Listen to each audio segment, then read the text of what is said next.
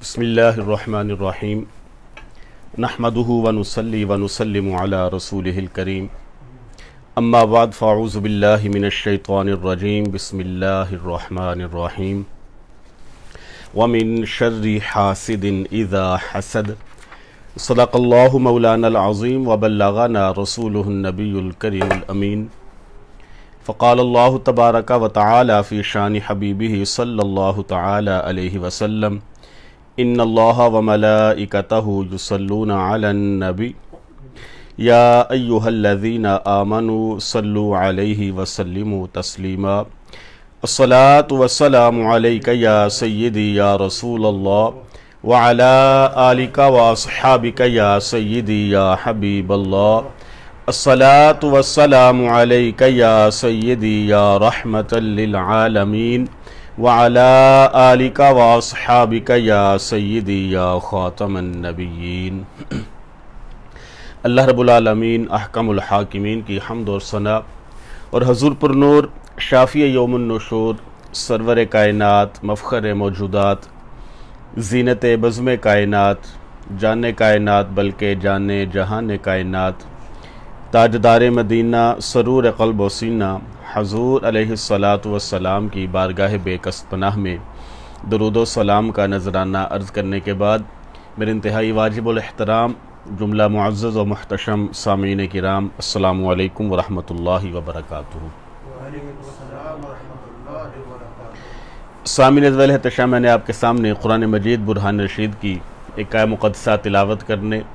और आपने इसे समाअत फरमाने का सवाब हासिल किया। इस आय मुक़द्दसा में अल्लाह तबारक व तआला ने कुछ ऐसी चीज़ें ज़िक्र इरशाद फरमाई हैं इस पूरी सूरत के अंदर, जिसमें से एक ये है कि ए लोगो तुम अपने रब से पनाह मांगो। किस चीज़ की? हसद की। हसद किसको कहते हैं? उलमा किराम ने हसद की तारीफ़ में ये बयान किया है कि हसद ये शाख है कीना की और कीना ये शाख है गुस्सा की। तो इस तरह हसद जो है ये गुस्सा की शाख दर शाख बना कि गुस्सा जो है ये असल उसूल ठहरा और हसद इस गुस्से की एक किस्म बन गई। और फिर इस हसद के अंदर इतनी शाखें निकलती हैं, इतनी इसकी आगे ग्रोथ हो जाती है कि उलमा बयान फरमाते हैं कि इसको हिसाब में लाना यानी इसकी गिनती करना ही नामुमकिन है कि हसद एक इतना बड़ा जुर्म जो है वो ठहर जाता है। तो इसकी मज़म्मत में अल्लाह रब्बुल आलमीन ने भी कुरान पाक में आयात बयान फरमाई है और करीम आका अलैहिस्सलातु वस्सलाम ने भी इसकी मज़म्मत में बहुत सारे फरामीन जो हैं वो बयान फरमाए हैं। हसद ये नेमत के मुकाबले में किया जाता है कि किसी को कोई नेमत मिले तो ऐसा शख्स के जिसके दिल में हसद हो वो उसको अच्छा ना समझे कि यार ये इसको नेमत क्यों मिल गई है, ये तो मुझे मिलनी चाहिए थी। और एक इसकी किस्म भी होती है कि उसके पास ना रहे मेरे पास आ जाए, और एक ये होता है कि उसके पास आई ना सिर्फ मेरे पास ही रहे। तो तीन सूरतें, तीन दर्जात जो हैं उलमा ने हसद के बयान फरमाए हैं। तो बात है कि पहला दर्जा ये है कि हासिद यानी हसद करने वाला शख्स दूसरों की नेमत का जवाल चाहे, ख्वाह चाहे उसको मिले या ना मिले। वो चाहता है, हसद करने वाला शख्स ये चाहता है कि मेरे पास चीज़ हो ना हो लेकिन अगले के पास भी ना हो। यानी इस तरह का हसद जो है ये मुसलमानों पर गुनाह कबीरा है। यानी कि मेरे पास सारा कुछ आ जाए लेकिन जो मुझे पसंद नहीं है उसके पास कुछ भी ना हो। ये हसद ऐसा जुर्म है कि इसको गुनाह कबीरा में शामिल किया गया। दूसरा दर्जा हसद का ये है कि हासिद शख्स दूसरे के पास जो नेमत है उसका जवाल चाहता है कि उसके पास ये चीज़ रहे ही ना और उसका जो माल है ये मेरे पास आ जाए, यानी कि उसके माल को भी हड़प करने की कोशिश में लगा रहे। ये हसद का एक दर्जा है। और तीसरा दर्जा हसद करने वाले शख्स का ये होता है कि वो चाहता है कि अब मैं तो ये नेमत हासिल कर नहीं सकता, मेरे पास इतनी ताकत ही नहीं है, इतने वसाइल नहीं है कि मैं ये नेमत हासिल कर सकूं, लिहाजा कोई और भी हासिल ना कर सके। तो ये हसद भी शरीयत मुताहरा में इसकी ममानत की गई है। यानी कि हसद आसान लफ्ज़ों में उसकी तारीफ़ ये ठहरी कि अगले के पास चाहे ये नेमत हो ना हो तो मेरे पास भी ना हो, यानी कि अगले के पास कोई नेमत ठहरे ही ना, ये एक हसद है। लिहाजा इससे بچنا چاہیے اور اللہ رب العالمین سے اس کی پناہ مانگتے رہنا چاہیے، جیسا کہ سورہ حسد کے اندر فلق کے اندر اللہ رب العالمین نے بیان فرمایا کہ وَمِن شَرِّ حَاسِدٍ اِذَا حَسَد، کہ لوگو مجھ سے تم حسد کی پناہ مانگو کہ حسد جو ہے اسے تم بچو۔ حسد انسان جب کسی سے کرتا ہے تو اس کی 7 وجوہات ہوتی ہیں کہ جن وجوہات کی بنا پر کوئی شخص کسی سے حسد کرتا ہے۔ پہلا سبب کسی سے حسد کرنے کا وہ یہ ہے کہ وہ کسی سے عداوت رکھتا ہے، اس سے بغض رکھتا ہے، اور وہ چاہتا ہے کہ کسی کو تکلیف پہنچے۔ حاسد شخص یہ چاہتا ہے کہ کسی کو تکلیف پہنچے، اور پہلے تو وہ بدلہ لینے کی کوشش کرتا ہے، اور بدلہ نہیں لے پاتا تو پھر اس بات پر مجبور ہو جاتا ہے کہ کوئی غیبی مار اس کو پڑے، کیونکہ اس سے نفرت کرتا ہے، وہ اس سے بغض رکھتا ہے، عداوت رکھتا ہے، وہ چاہتا ہے کہ میں تو بدلہ لے نہیں سکتا، لہذا اس کے اوپر کوئی غیبی مار پڑ جائے۔ اور حسد کرنے والا شخص اس کی مصیبت سے خوش ہوتا ہے، اور جب اس کو آرام اور سکون میں دیکھتا ہے تو اس کو تکلیف ہوتی ہے۔ یہ حسد کا ایک پہلا سبب ہے۔ دوسرا سبب حسد کا وہ تکبر ہے کہ انسان خود کو بڑا سمجھے، اپنی بڑائی کا خواہش مند ہو، اور چاہتا ہے کہ سب میرے متحت ہی رہیں۔ اللہ رب العالمین نے قرآن پاک میں بیان فرمایا کہ وَقَالُوا لَوْلَا نُزِّلَ هَذَا الْقُرْآنَ عَلَى رَجُلٍ مِّنَ الْقَرْيَتَيْنِ عَظِيمٍ، اور وہ بولے کہ یہ قرآن 2 شہروں میں سے کسی بڑے آدمی پر کیوں نازل نہیں ہوا۔ یعنی کہ وہ چاہتا ہے، حسد کرنے والا شخص جو ہے وہ یہ چاہتا ہے کہ میری ہی بڑائی ہو، لوگ میرا ہی ذکر کریں، میری ہی تعریف کریں، کسی اور کی تعریف نہ کریں۔ اور تیسرا سبب وہ سرداری ہے کہ انسان چاہتا ہے کہ میں سردار بن کر رہوں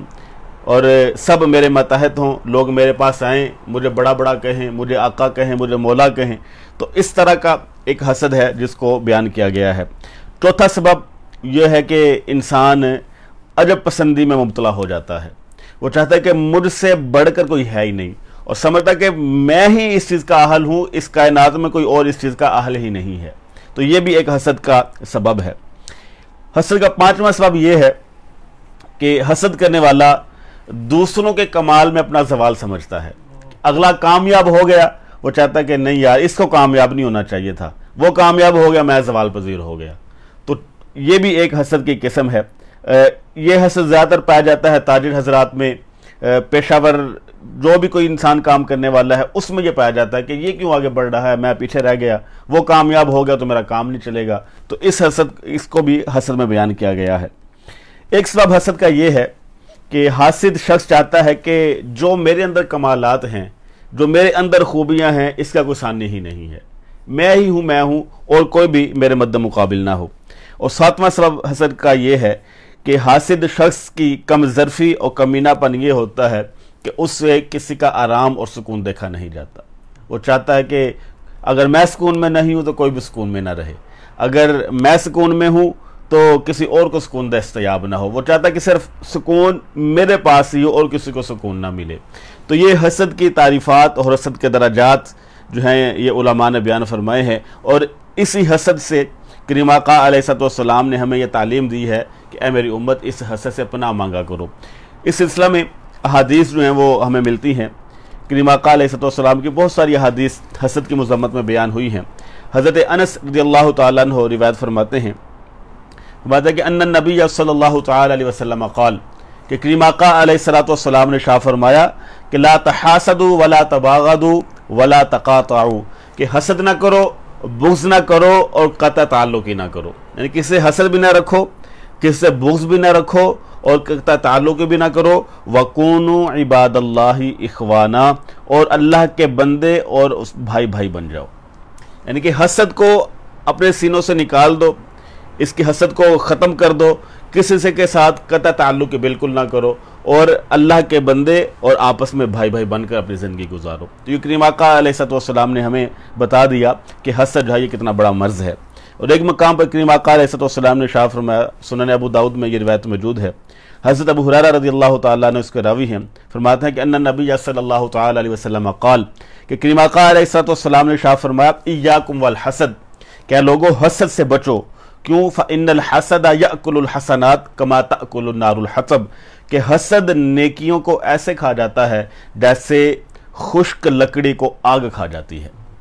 کہ خشک لکڑی کو آگ لگا دی جائے تو وہ فوراً جلا کر راکھ کر دیتی ہے۔ میں حسد بھی ایک ایسی بیماری ہے کہ جو لوگوں کی نیکیوں کو کھا جاتی ہے۔ لہذا اگر ہم چاہتے ہیں کہ ہماری نیکیاں جو ہیں وہ برقرار رہیں تو ہم کسی سے حسد نہ کریں۔ اگر کسی کو اللہ رب العالمین نے دولت سے نوازا ہے،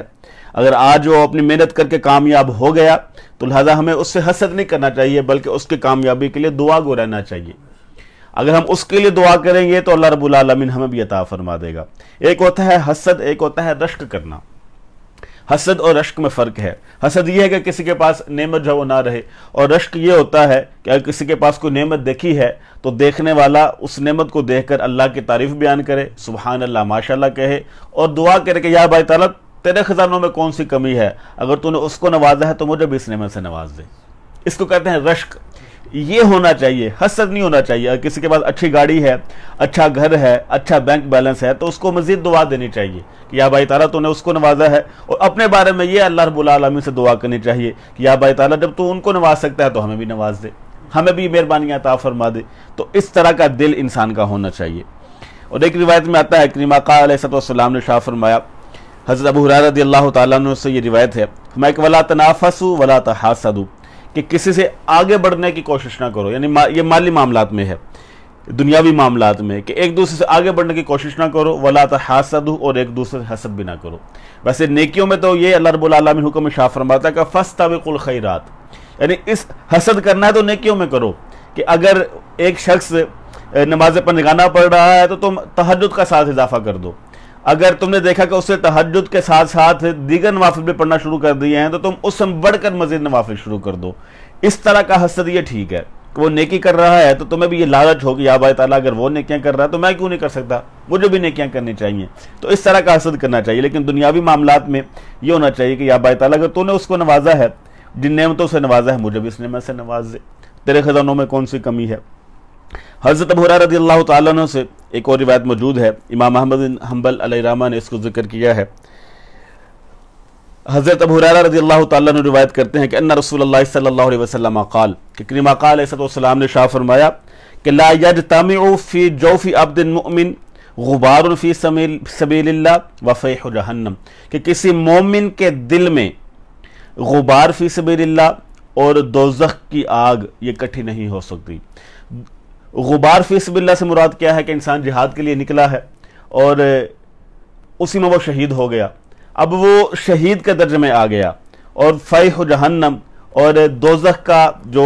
ایندھن ہے یا دوزخ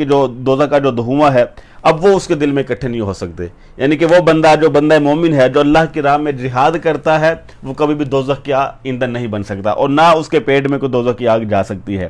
اور پھر فرمایا وَلَا يَجْتَمِعُ فِي جَوْفِ عَبْدٍ الایمان والحسد، اور کسی بندہ مومن کے دل کے اندر ایمان اور حسد یہ اکٹھے نہیں ہو سکتے۔ یعنی اگر حسد آ گیا دل کے اندر تو ایمان جانے کا خطرہ ہے، وہ مومن ہی نہیں ہو سکتا کہ جس کے دل میں حسد آ جائے۔ اگر ایمان ہے تو حسد نہیں، اگر حسد ہے تو ایمان نہیں ہے۔ یعنی اپنے دل کو اس طرح شیشے کی طرح صاف رکھنا چاہیے کہ کسی کے بارے میں دل میں حسد نام کی کوئی چیز ہونی نہیں چاہیے۔ ہمیشہ اپنے لیے بھی اور اگلوں کے لیے بھی اللہ رب العالمین سے دعا کرتے رہنا چاہیے کہ یا بھائی تعالیٰ تو نے اس کو نوازا ہے تو مجھے بھی نواز دے۔ اور ایک روایت میں آتا ہے، حضرت ثعلبہ رضی اللہ تعالیٰ عنہ سے روایت ہے، فرماتے ہیں کہ قال رسول اللہ صلی اللہ علیہ وسلم، کہ کریم آقا علیہ السلام نے ارشاد فرمایا کہ لا یزال الناس بخیر ما لم یتحاسدوا، کہ لوگ اس وقت تک خیر پر رہیں گے جب تک وہ ایک دوسرے سے حسد نہیں کریں گے۔ یعنی کہ جب ایک دوسرے سے حسد کرنا شروع کر دیں گے تو پھر ناکامیاں ہی ان کے گھر کا ڈیرا ڈالیں گی۔ میری امت اس وقت تک کامیابی پر ہمکنار رہ سکتی ہے جب تک وہ ایک دوسرے سے حسد نہیں کریں گے۔ لا یزال الناس بخیر ما لم یتحاسدوا، کہ جب تک میری امت ایک دوسرے سے حسد نہیں کرے گی تب تک وہ بھلائی پر رہیں گے، اور جب وہ ایک دوسرے سے حسد کرنا شروع کر دیں گے تو پھر خیر نہیں رہے گی۔ اور ایک روایت میں آتا ہے، حضرت عبداللہ بن بصر رضی اللہ تعالیٰ عنہ اس کے راوی ہیں، فرماتے ہیں کہ کریم آقا علیہ السلام نے ارشاد فرمایا کہ لیس منی ذو حسد ولا نمیمت ولا کہانت ولا انامن، کہ میرا اس شخص سے کوئی تعلق نہیں ہے جو حسد کرنے والا ہو، غیبت کرنے والا ہو، چغل خوری کرنے والا ہو۔ فرماتے ہیں کہ اس کا مجھ سے تعلق نہیں ہے اور میرا اس سے کوئی تعلق نہیں ہے، کہ جو حسد کرنے والا ہو، غیبت کرنے والا ہو، چغل خور ہو، میرا اس کے ساتھ تعلق نہیں ہے، اس کا میرے ساتھ کوئی تعلق نہیں۔ پھر اس کے بعد کریم آقا علیہ السلام نے قرآن پاک کی یہ آیت پڑھی کہ والذین یؤذون المؤمنین والمؤمنات بغیر ما اکتسبوا फ़क़द इह्तमलू बुहताना व इस्मम मुबीना, कि वो लोग जिन्होंने मोमिन मर्द और मोमिना औरतों को तकलीफ़ पहुँचाई हालांकि उन्होंने वो कोई काम किया भी नहीं, तो अल्लाह रब्बुल आलमीन इरशाद फरमाता है उन लोगों ने अपने सरों पर बुहतान बांधा और खुले गुनाह का बोझ जो है उन्होंने उठा लिया। ये हसद जो है ये भी किसी को तकलीफ पहुंचाना ही है, कि अब जो हसद करने वाला उसके दिल में दुआ तो आएगी नहीं, लिहाजा उसके लिए बद्दुआ ही करेगा। तो किसी के लिए बद्दुआ करना अल्लाह रब्बुल आलमीन इरशाद फरमाता है कि ये मोमिन मर्द और मोमिना औरतों को तकलीफ पहुंचाने वाली बात है। और जो ऐसा करेगा उसके बारे में फरमा दिया कि ऐसा शख्स कि जो मोमिन मर्द और मोमिन औरतों को तकलीफ पहुंचाता है, एक तो उसने बहुतान बांधा और दूसरा उसने खुला बोझ अब अपने कंधों पर उठा लिया। तो बचना चाहिए इस तरह के हसद से। हज़रत अब्दुल्लाह बिन काब अपने वालिद मोहतरम से रिवायत करते हैं, फरमाते हैं कि नबी करीम अलैहिस्सलाम ने इरशाद फरमाया कि माज़िबानी जाइआनी उर्सिला फी ज़रीबति गनमिन बि अफ़सद लहा मिनल हर्स अलल माल वल हसद फी दीनिल मुस्लिम, कि अगर किसी भूखे भेड़िए को बकरियों के रेवड़ में डाल दिया जाए तो वो उन बकरियों का इतना नुकसान नहीं करता जितना नुकसान हसद जो है, माल के बारे में हिर्स करना और मुसलमान के दीन के बारे में हसद करना, ये इंसान के दीन को नुकसान पहुंचाता है। और ये इतना नुकसान है कि इंसान के ईमान जाने का ही खतरा हो जाता है। यानी भूखा भेड़िया, अब भूखा भेड़िया हो तो कितना नुकसान दे देता है, लेकिन करीम आका अलैहिस्सलाम शाह फरमाते हैं कि दो भूखे भेड़िए जो बकरियों के रेवड़ में छोड़ दिए जाएं वो बकरियों का इतना नुकसान नहीं करते जितना नुकसान माल के हिर्स और हसद मुसलमानों के दीन का नुकसान कर देते हैं। यानी बचना चाहिए इस हसद से कि हसद जो है ये इंसान की नेकियों को भी खा जाता है और उसके ईमान जाने का खतरा भी होता है। एक और हदीस पाक, बड़ी ही प्यारी हदीस पाक, इब्ने माजा में ये रिवायत है, मौजूद है। हज़रत अब्दुल्लाह बिन अमर रज़ियल्लाहु ताला अन्हु उसके रावी है, फरमाते हैं कि क़ीला लि रसूलिल्लाह सल्लल्लाहु अलैहि वसल्लम अय्युन नासि अफ़ज़ल, या रसूलल्लाह सल्लल्लाहु अलैहि वसल्लम बेहतरीन इंसान कौन है? तो करीम आका अलैहिस्सलाम ने इरशाद फरमाया कुल्लु मखमूमुल क़ल्ब सदूक़ुल लिसान, कि एक तो मखमूमुल क़ल्ब और दूसरा सदूक़ुल लिसान, यानी सच्ची ज़ुबान वाला, ये दो शख्स जो है ये कामयाब हैं और बेहतरीन इंसान हैं। तो क़ालू सहाबा किराम रिज़वानुल्लाहि तआला अलैहिम अजमईन ने अर्ज़ किया कि या रसूलल्लाह सल्लल्लाहु अलैहि वसल्लम सदूक़ुल लिसान नारिफ़ुहु, कि जो सच्ची ज़ुबान वाला उसको तो हमने पहचान लिया, फमा मखमूमुल क़ल्ब, ये मखमूमुल क़ल्ब कौन शख्स है? तो क़ाल करीम आका अलैहिस्सलाम ने इरशाद फरमाया हुवा तक़ीयुल फ़क़ीस ला इस्मा फ़ीही वला बग़या वला गल्ला वला हसदा। करीम आका अलैहिस्सलाम ने इरशाद फरमाया कि मखमूमुल क़ल्ब वो है जो मुत्तकी हो, परहेज़गार हो और